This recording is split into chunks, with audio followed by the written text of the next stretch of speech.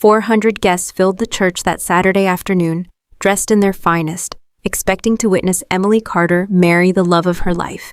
Instead, by the end of the hour, they would witness something none of them would ever forget. A bride standing at the altar, calmly unraveling the two people who had betrayed her most. To understand how it got there, you have to go back 12 hours earlier to the moment Emily borrowed her mother's car to run a last-minute errand and found a small leather journal tucked beneath the passenger seat. She almost didn't open it. It felt like an invasion of privacy, the kind of thing she wouldn't normally do. But something about the worn edges of the cover, the way it had clearly been handled often and hidden carefully, made her curious enough to flip it open, just to see whose it was. It was her mother Linda's handwriting. Familiar, looping, the same handwriting that had signed Emily's school permission slips and birthday cards for 28 years. Emily read the first entry with mild curiosity. By the third entry, her hands had gone cold. The journal detailed in her mother's own careful script a months-long affair with Daniel, Emily's fiancé, the man she was marrying in less than a day.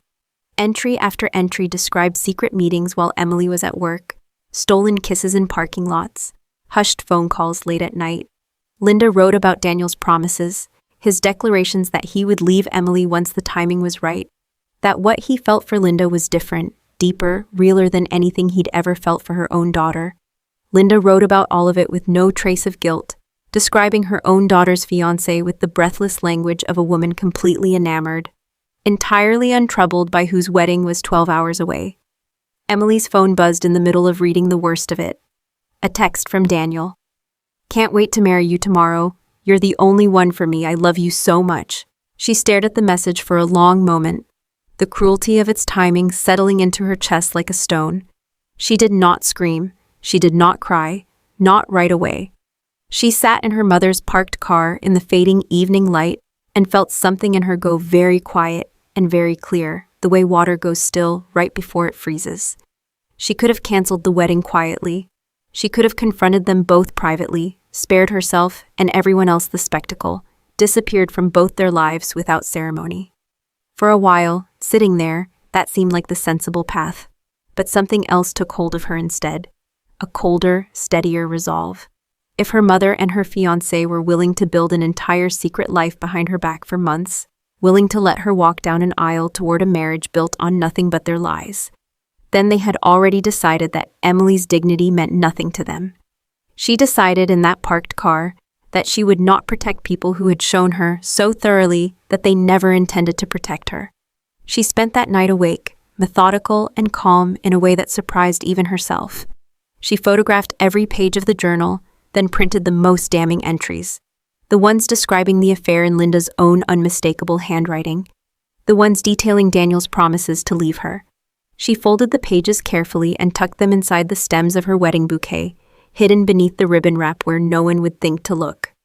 The next morning, Linda arrived at Emily's hotel suite glowing with maternal pride, exactly as she always did on important occasions, helping Emily into her wedding gown, fussing over the buttons, fastening the delicate family heirloom bracelet around her daughter's wrist with tears in her eyes. "You look so beautiful," Linda said, dabbing at her own eyes. "I'm so proud of you." Emily said nothing about the journal. She simply smiled, let her mother fuss over her, and thought about how strange it was that someone could hold such tenderness in one hand and such betrayal in the other. Daniel called shortly after, his voice warm and easy. "I just want today to be about trust," he said, "about honesty, about us building something real." Emily nearly laughed at the word honesty coming from his mouth. Instead, she simply told him she loved him too, and that she'd see him soon, her voice betraying none of what she now knew. By the time the church filled with nearly 400 guests, Emily felt strangely calm, carrying her bouquet with its hidden pages like a quiet weapon she had no intention of using unless she had to, except she already knew, with total certainty, that she would. Linda walked her down the aisle, beaming with pride the entire way, utterly unaware of what her daughter now knew. Daniel waited at the altar in his tailored suit, confident and composed, the same expression he probably wore during every one of those secret meetings with Linda. The ceremony proceeded exactly as ceremonies do, vows exchanged in soft, practiced tones, guests dabbing at happy tears, the minister moving steadily through the traditional script. Then came the moment every wedding includes as pure formality, the line nobody ever expects to matter. The minister turned to the assembled guests and asked, as tradition required, if anyone present had any reason the couple should not be joined in marriage. The silence that followed was supposed to last only a beat.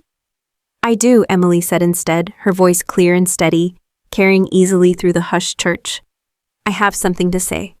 A ripple of confused murmurs moved through the pews. Daniel's confident expression flickered. Linda, standing nearby, went pale. I found something last night, Emily continued, her voice remarkably calm, given the 400 faces now staring at her in stunned silence. Proof of a months-long affair between my fiancé and my mother. The church erupted into gasps. Linda's face contorted instantly into denial. Emily, sweetheart, that's insane. I don't know what you think you found, but...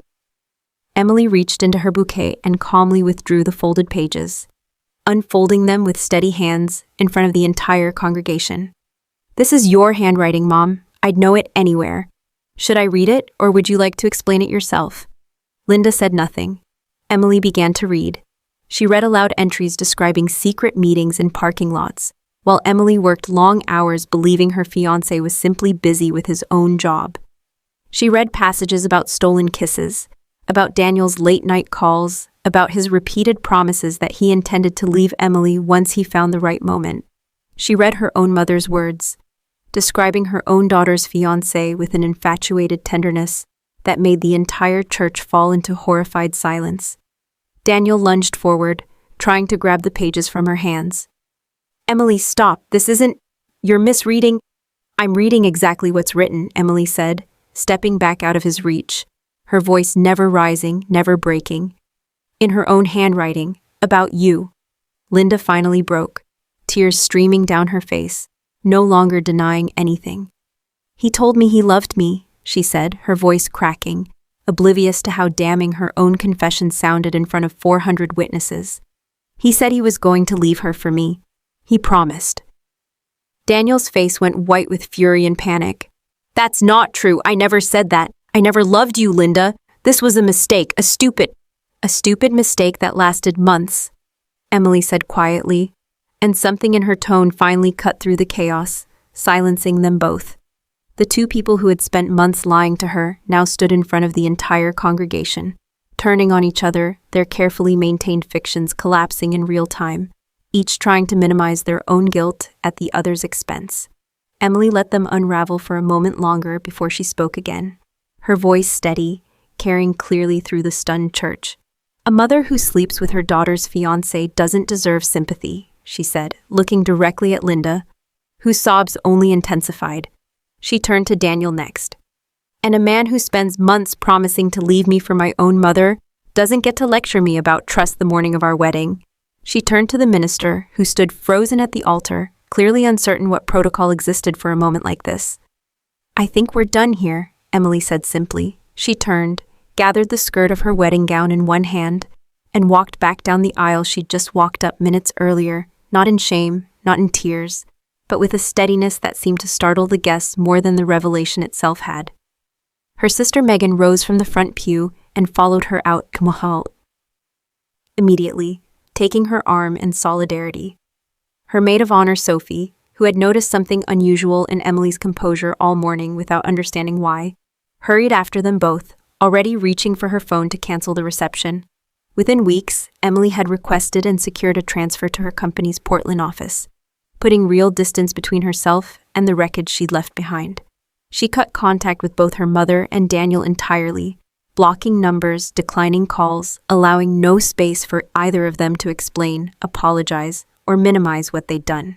She moved into a small, quiet apartment in a new city, and for the first time in months, she slept without the low hum of suspicion she hadn't even fully recognized until it disappeared. It was there, in that new apartment building, that she met her neighbor, Ryan Bennett, a quiet, unhurried man who lived 2 doors down and who, over the following weeks, never once pressed her to explain the sadness she carried, never once demanded her story before she was ready to offer it. Their friendship grew slowly, built on small kindnesses rather than grand gestures. A shared coffee in the hallway, help carrying groceries upstairs, easy conversation that never once veered into territory. Emily wasn't ready to discuss. It took months before she told him what had happened, the whole story, from the journal in her mother's car, to the moment she'd stood at the altar reading her mother's handwriting aloud to 400 stunned guests. Ryan listened without judgment, without the horrified fascination she'd grown used to seeing on other faces when the story eventually came up. He simply told her that he was sorry, that she deserved better, and that he had no intention of ever giving her a reason to doubt him. Slowly, Emily let herself trust again. News of what happened at the wedding spread predictably through their old social circles. Daniel found himself quietly dropped by friends who could no longer look at him the same way, his reputation shredded by a scandal that had unfolded in front of far too many witnesses to ever be minimized or explained away. Linda's relationship with Daniel, born from months of secret betrayal, collapsed within weeks of the wedding disaster, unable to survive. Contact with daylight and consequence. Linda later admitted, through a mutual family member Emily still spoke to occasionally, that the relationship had been a catastrophic mistake, that she had lost her daughter for nothing lasting at all. Emily, for her part, felt none of the vindictive satisfaction she might have expected. What she felt instead was something quieter and more valuable, genuine emotional freedom, the sense of a weight finally permanently set down. 2 years later, Ryan proposed, quietly and sincerely, over a simple dinner rather than some elaborate public spectacle, exactly the kind of proposal that fit the relationship they'd built. Emily said yes without a single moment of hesitation. Their wedding, when it came, looked nothing like the disaster of years before. Only 12 people attended, close friends, Megan, a small handful of relatives who had stood by Emily through everything. There was no lavish reception, no 400 guests, no hidden pages folded into a bouquet. There was only quiet vows exchanged in a small garden, genuine tears of happiness rather than shock, and the steady, uncomplicated presence of a man who had never once given her reason to doubt him. Looking back, Emily understood something she hadn't fully grasped in the immediate aftermath of that first wedding day. Staying silent that morning, swallowing what she'd discovered and quietly canceling the ceremony behind closed doors, would have protected exactly the people who least deserved protecting. Speaking the truth in front of everyone hadn't been about spectacle or revenge. It had been the only way to protect herself, to ensure that the people who had betrayed her couldn't simply rewrite the story once she was gone, couldn't quietly cast her as the unstable one who'd called off a wedding for no clear reason. She had learned, in the years since, that healing rarely begins with silence. It begins the moment you stop shielding people who have already shown you exactly what they're capable of, and start choosing, instead, to protect your own truth, however loudly it needs to be spoken.